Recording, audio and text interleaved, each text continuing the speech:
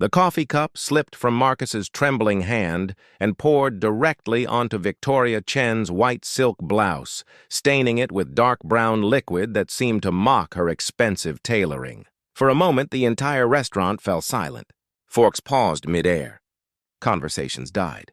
And Victoria, CEO of one of the country's most influential tech companies, sat frozen in her chair, watching the coffee drip onto her lap as her security team shot to their feet. Marcus's heart stopped beating for what felt like an eternity, knowing that this single moment, this deliberate act that he had planned meticulously for weeks, was about to change everything. But nobody in that restaurant understood why he had done it. Nobody knew the desperation that had driven him to sacrifice his job, his reputation, and any chance of future employment in the service industry. They only saw a waiter who had apparently made a catastrophic mistake, and they waited for the fallout with the kind of uncomfortable tension that comes when the powerful are humbled in public. If you believe in second chances, kindness, and the power of human connection, please like this video, subscribe to our channel, and share this story with someone who needs to hear it today. Let's remind ourselves that sometimes the most courageous acts come from the most unexpected places. Marcus had been working at Silverstone Restaurant for 3 years, always arriving 20 minutes early and leaving 30 minutes after his shift ended. His uniform was pressed, his smile was practiced but genuine, and his work ethic was something that even his manager, who was notoriously difficult, had never criticized. He was 42 years old, had been a single father for the past 8 years since his wife had left to pursue a life that didn't include him or their son, and he had built his entire existence around the needs of his 11-year-old son, Thomas. Every penny he earned went toward rent, groceries, school supplies, and the medications that Thomas needed for his chronic kidney condition. The hospital bills were astronomical. The insurance only covered so much. And despite working double shifts on weekends and picking up every available shift during the week, Marcus was slowly drowning under the weight of medical debt that seemed to multiply faster than he could pay it down. Thomas was the light of Marcus's life, a brilliant and sensitive boy who loved reading and drawing and asking questions about how the world worked. But his illness had stolen so much of his childhood. He spent weeks in the hospital. He had to miss school. He underwent dialysis 3 times a week, a process that left him exhausted and pale, his small body tethered to machines that cleaned his blood because his kidneys could no longer do the job. Marcus would sit beside him during those sessions, holding his hand, telling him stories about adventures and heroes and futures that seemed increasingly impossible. 6 months ago, Marcus had learned about a new experimental treatment that had shown remarkable results in children with Thomas's specific condition. It was available at one of the top medical centers in the country, run by researchers who had published groundbreaking findings. The treatment wasn't covered by insurance. It cost $200,000. Marcus had cried in his car after hearing the news, tears streaming down his face as he gripped the steering wheel and tried to imagine how he could ever accumulate that kind of money. He would work for 40 years and still fall short. He had started looking into loans, into second mortgages, into anything that might make this possible. But his credit was already damaged from previous medical debt, and no bank would touch him.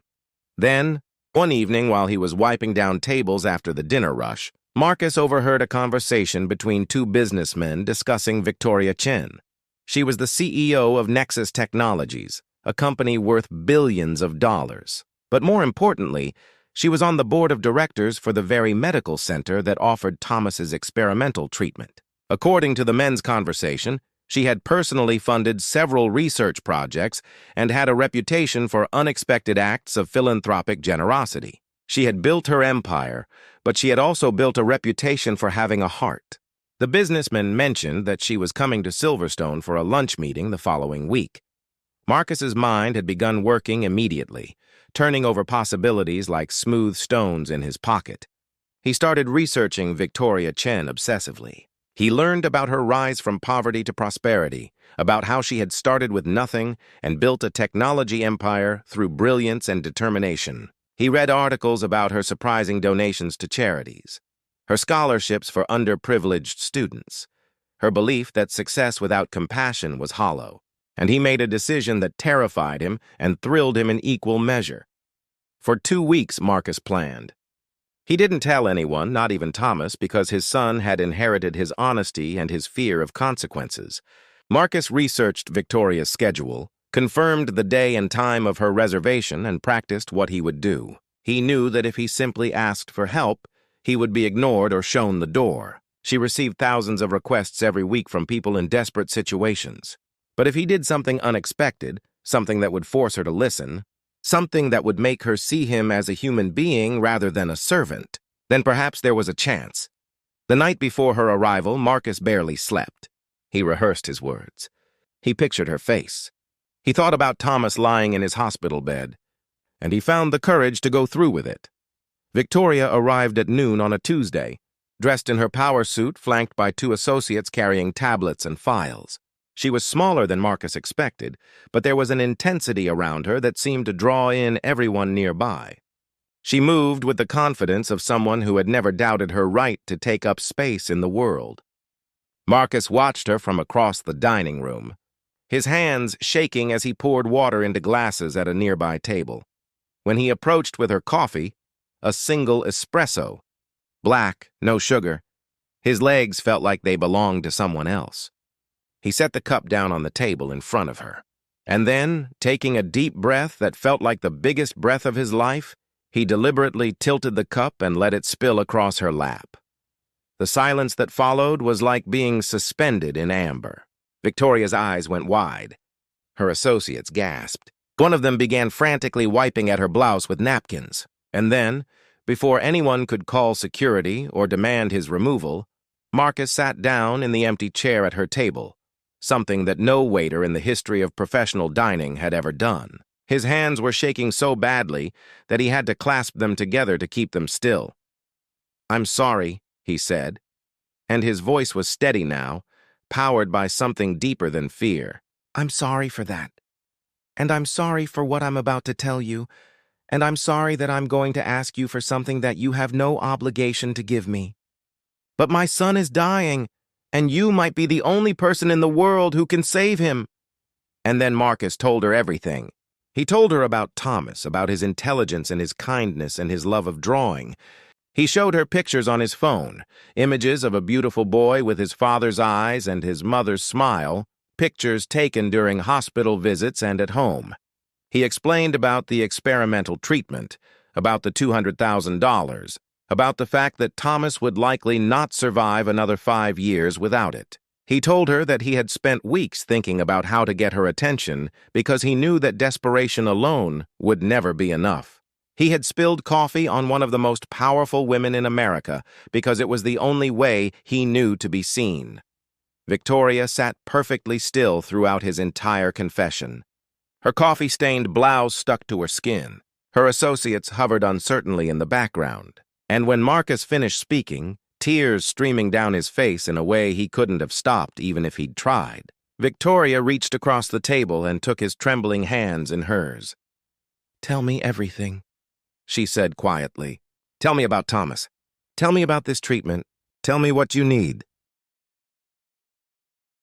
What happened next became the story that changed Marcus's life forever. Victoria made phone calls from her office that afternoon. She reached out to colleagues, to the medical center's director, to researchers. She didn't donate the money out of obligation or pity. She donated it because she saw something in Marcus that reminded her of herself, a person willing to risk everything for someone they loved. Thomas began his treatment the following month. After 18 months, his kidney function improved dramatically. 2 years later, Thomas was thriving, healthy, back to his full self, attending school, drawing, dreaming about the future with the kind of hope that only children can possess. But more than that, Victoria made sure Marcus was taken care of. She provided him with a job in her company's administrative department, work that paid better, had benefits, and offered stability.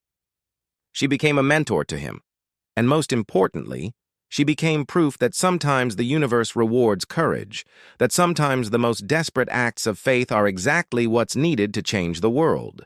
Marcus had risked his job and his dignity because he believed that human kindness still existed in people, even in the most powerful corners of society.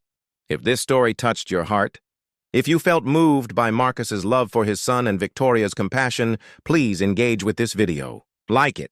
Comment below and tell us, what would you do to save someone you love? Share this story with your friends and family. And if you haven't already, please subscribe to our channel for more stories that remind us of the goodness that still exists in this world. 3 years have passed since that fateful day. Thomas is healthy and strong.